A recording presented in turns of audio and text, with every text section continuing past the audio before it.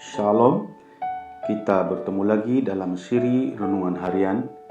Tajuk renungan kita pada hari ini ialah Seperti Kristus hidup dalam ketaatan.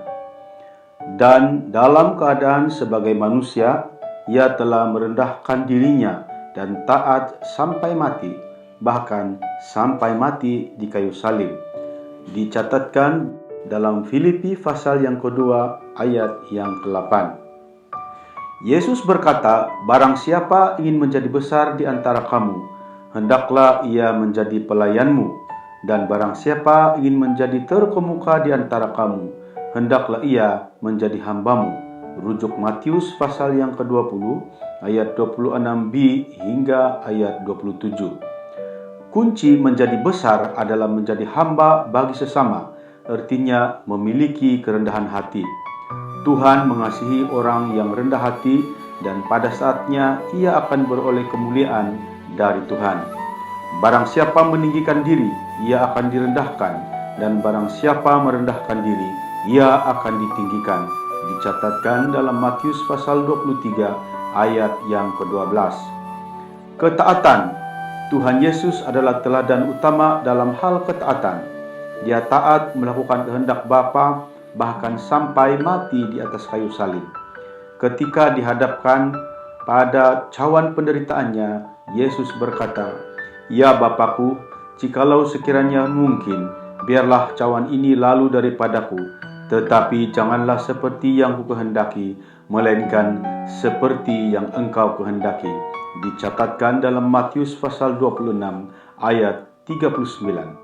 Melakukan kehendak Bapa adalah yang utama dan melebihi segala-galanya.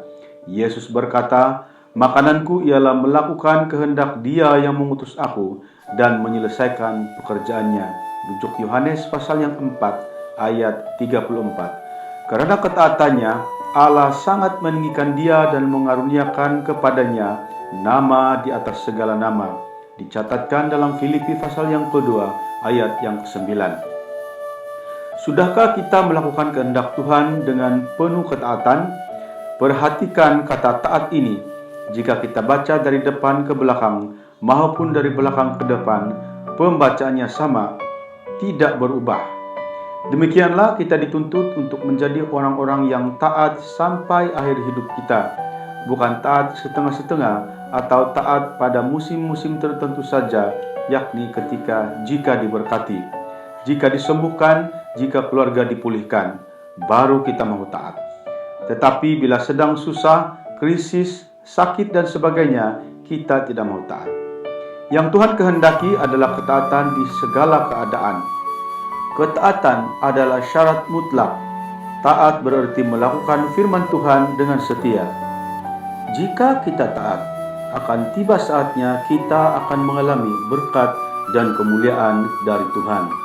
Hendaklah kamu menjadi pelaku firman dan bukan hanya pendengar saja, sebab jika tidak demikian, kamu menipu diri sendiri. Dicatatkan pada Yakobus pasal yang pertama ayat yang ke-22. Demikianlah renungan kita pada hari ini.